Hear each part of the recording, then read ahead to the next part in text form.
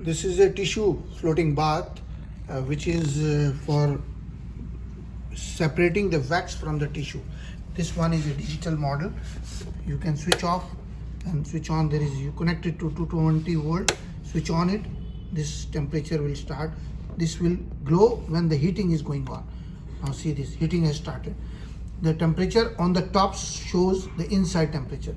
The below is the set temperature, which I want, desired temperature. If I want to change it, I can make it 67.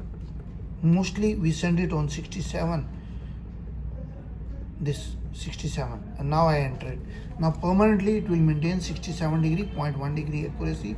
35.2 is the inside temperature. Very easy to use.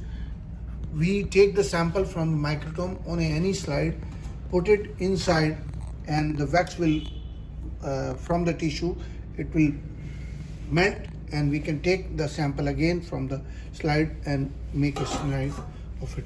Please visit website www.abronexports.com or email abron01@gmail.com. Subscribe to Abron channel for the new latest updates. Thank you very much.